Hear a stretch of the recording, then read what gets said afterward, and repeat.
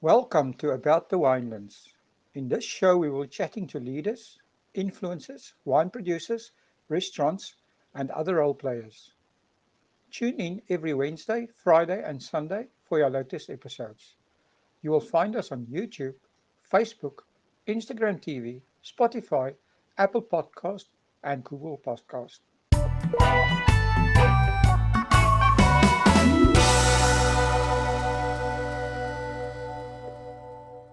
Welcome back to About the Winelands. Today I'm talking to Kelly Zetler from the Thirsty Scarecrow.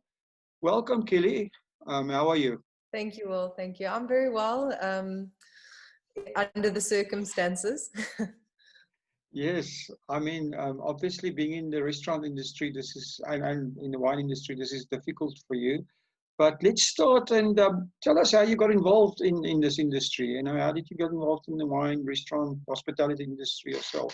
My passion for the industry actually comes from my mom. As a child, our home was, always filled with food, enough to feed an army. With 3 fridges and 17 freezers, she was always well prepared. I used to watch her cook all the time, and I was never allowed to cook myself. Moms always say too many cooks spoil the broth. And she used to complain that I made a mess. But I actually first studied visual communication at Stellenbosch University, fine arts. And after I graduated, like any student, I was a little bit nervous to go out into the real world. And I begged my mom and dad to allow me to go study at the Institute of Culinary Arts, which was actually just down the road from us at Speed. And an additional 2 years, and I got my diploma in chefing. And shortly after graduating, my dad was actually renting out the property on the farm. It was running as a coffee shop, but the tenants were in arrears. And they said to me, look, now's your opportunity. You either do something, otherwise, we're going to give the spot away. So I got thrown into the deep end, but it was a good decision nonetheless. So actually in 2011, thus the Farmer's Kitchen was born and established. And shortly after that, in 2013, I started the Thirsty Scarecrow, and I met my husband-to-be, Ivan, and we've been running the Thirsty Scarecrow ever since. Craft beer was always up and coming thing, and the conversation between my family basically went along the lines of, let's build a craft beer pub, and the following day we were laying the foundation. I mean, it's certainly become very popular, a popular spot in the last few years. So yeah, you've made a good decision. Yeah, no, we've been very blessed, and it's grown beyond what I ever thought it would. We started as an 80-seater restaurant, and now we can accommodate about 500 people. So you guys are on the R44 there at the Mooiberge stall. Is Mooiberge part of the Thirsty Scarecrow business, or is it a separate business? So it's a completely separate entity. Although Mooiberge is obviously a family farm, I am a born and bred Zetler, but I run my restaurants as a completely separate entity, and I actually rent the property from my dad. Well, it's such a history. Can you tell us a little bit of I mean, it's always interesting to hear, where you are and stuff like that. Tell us a bit of the history of Mooiberge and what you got, what's been done there as well. Well, the history goes back quite a while. I think it was in 1909, my great-grandfather, Mendel Zetler, he actually opened up a general dealer store on the corner road, and he was selling fruit and veg. And, back in the day, strawberries, they were only available 3 months of the year. I think the first strawberries were actually planted in 1915. And what my grandfather would do is he would actually purchase all the strawberries from the local farmers in the area, and he would transport that via ox wagon to Paul and send, and I think he got, if I remember correctly, my dad said he got a penny a pound for the strawberries. Wow. So things have changed a lot, you know. And with new farming methods today, you know, we're quite spoiled because we have strawberries 8 months of the year. Um, it was in 1970 that Mooiberge itself, the actual farm store was built. You know, and it became very well known for its dried fruits, preserves, nuts, and local produce. And I think what Mooiberge is really known for today is its huge wine store, which stocks about over 250 estates. Um, and that was built in 2000. But during that process, it actually took 30 years for my dad to obtain the liquor license for Mooiberge. Wow. Well, I tell you what, Yeah. that store is one of those places that I used to love to visit because you always used to find some the lost old bottle of wine there at a cheap price somewhere. If you did, if you, I'm not sure. I've been there, actually been there for a while in the actual wine store. So, but I always used to find something that's hidden under a shelf at a good price there. As my dad says, customers are always looking for a bargain. Oh, so this was on purpose. Hmm. So the scarecrows that you have there is quite interesting. Tell us a little bit of the history of the scarecrow. And it seems, you know, it's like you know, it's become an institution on that road. Well, the first scarecrows were actually put up on the farm in 1968, and they've changed a lot from how we know them today. You know, the original scarecrows used to be the traditional poplap scarecrows, which was actually made by one of the ladies who worked on the farm for us, Mrs. Liebenberg. And to this day, she actually, well, she's retired now, but she actually still lives on the farm. So obviously the scarecrows were originally put up to scare the birds away because they were eating all the strawberries. And I don't think we would have ever imagined that they would have become so popular over the years. But obviously, with the traditional style of scarecrows that were made from material, the costs to maintain them were quite high, you know, with the wear and tear and buying new material every year. So it was actually my dad, Dennis, who came up with the idea to make the first scrap metal scarecrow. And I think that was put up in 1990 or 1991. You know, he just had plenty of scrap metal lying around, and he thought it was a good idea. And he's a avid art collector, and I don't know, he seems to come up with all these crazy and wonderful ideas. And you know, from scarecrows that represent the big five to the soccer World Cup 2010, you know, to even our controversial rugby teams with the bull and the zebra. But Yeah. I'm not going to say too much about the bull and zebra.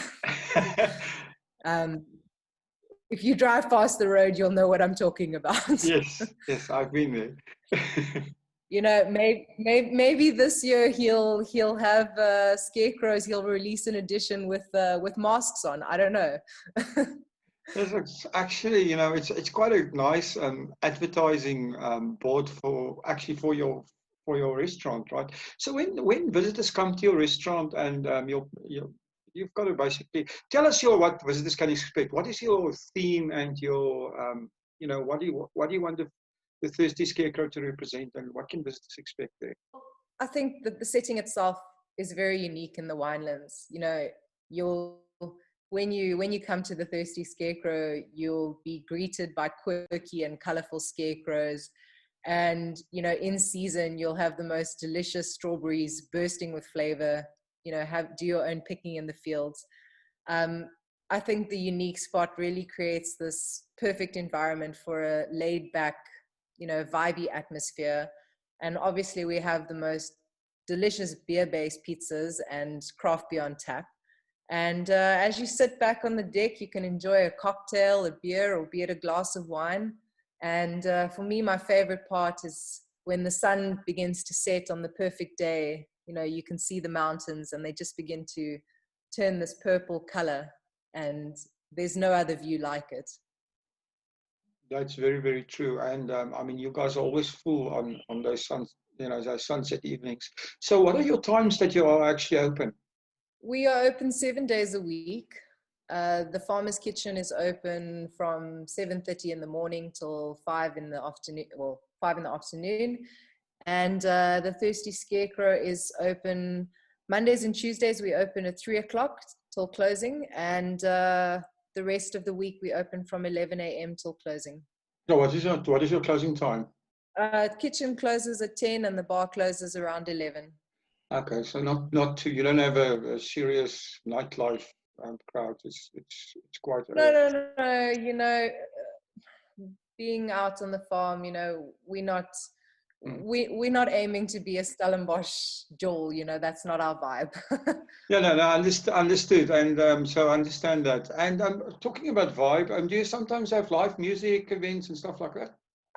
We don't. We've done a little bit of live music in the past, but it's not something we really do. We might consider it in the future, but obviously we do need to adhere to strict regulations set down by the Stellenbosch municipality. So we just want to be in accordance with regulations. So, I mean, your interest seems to very much in the craft beers. Where does that come from, and what can you tell us something interesting about the beers? You know, we have 55 taps at our establishment. I don't know another restaurant with as many taps as us. And, you know, I'm pretty sure at some point we've sold every type or style of beer there is to sell, you know, from APAs to wit beers to gluten-free, stouts, porters, Weiss, Saison, you name it, you know.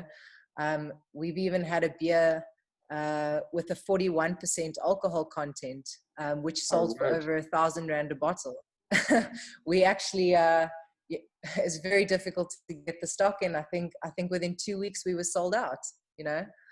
Well, that must be close to South Africa's most expensive beer, right? Yes, it is. I don't think it's available in the country at the moment. Since we got it in, we had it in a few years ago, and we've been struggling to get it in since. So, but you know, we always looking for new and exciting beers, and always encouraging new upcoming breweries to, you know, to put in a visit, come chat to us. You know, besides the local craft that we do, we've obviously got imported beers as well from all over the world, you know, Germany, Belgium, the Netherlands, Japan, UK, Spain. So yeah, we big on craft. So how did you build up this collection? I mean, it must have been quite a bit of work to get up to that level. Yeah, you know, we started the business with 16 taps, and like I said, it was an 80-seater restaurant, and we were very blessed from the beginning. I still remember the first day, myself and my husband, we were standing on the side of the road, you know, we were handing out flyers, you know, we had no customers, and we just, for days and weeks, you know, we had no business. And, you know, there we were at the R44 robots handing out flyers. And eventually, after a few months, it just took off and people started to hear about us, word of mouth, which I still believe is the best type of advertising. Absolutely. And eventually, we couldn't accommodate everyone, and we decided to expand. And so over the years, the menu grew and the taps grew, and yeah, we've just been so blessed. It's an awesome story. We are, at the moment, we're sitting with, you know, a bit of a crisis with the coronavirus and everything. And obviously for a restaurant like yourself, this is a big headache.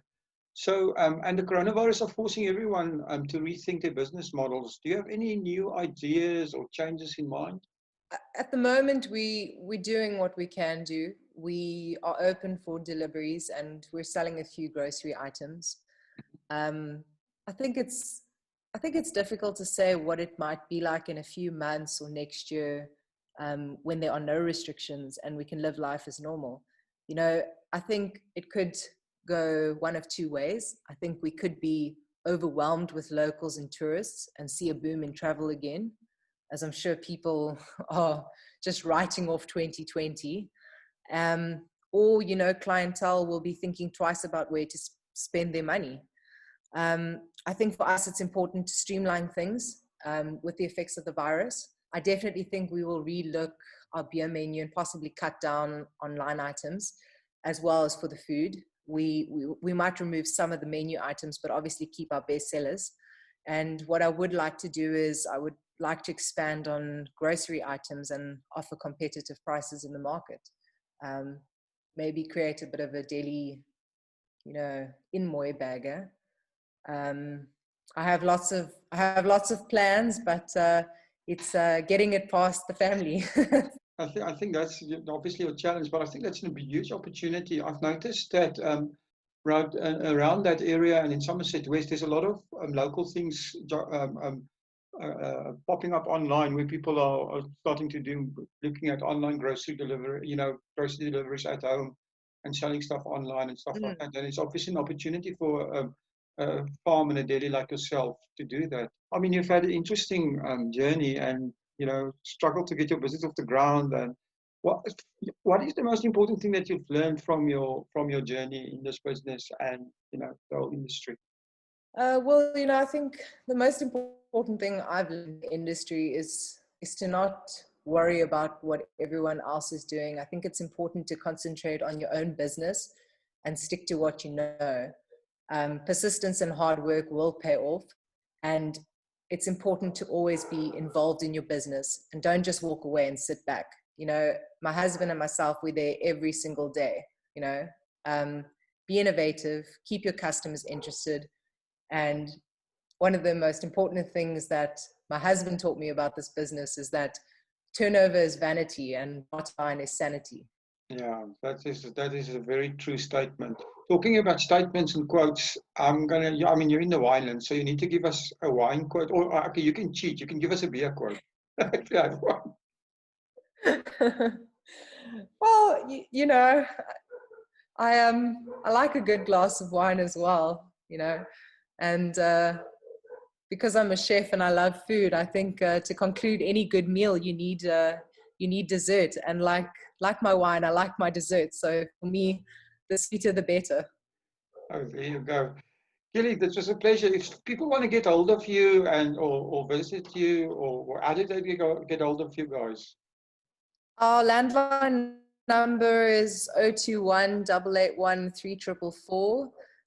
Obviously, during lockdown, we won't be there all the time, but they can up orders to 082 549 8800. We're hoping that business returns to normal very soon. Okay, well, I'll put these numbers and any links you have in your description. But Kelly, it's been a pleasure. Thank you for talking to us. I mean, we love to talk. My mission is to talk to everybody in the Winelands over time. So and I'm certainly going to come have a craft beer there at some point as soon as we have the opportunity to move around again. And yeah, it's been a pleasure. Thank you very, very much for your time. Thank you, Will. Thank you so much. And just, one last point. They can obviously also go visit our Facebook page, The Thirsty Scarecrow, and we're also on Instagram for any updates on the business. Perfect. Like I said, I'll put all those links in the description. So yeah, thank you very, very much, Kelly. Thank you for supporting our show. If you would like to get more exposure for your business, please have a look at our sponsorship options. Thanks again for supporting About the Winelands. Please follow us on YouTube and on our social media channels. All details and links are in the description.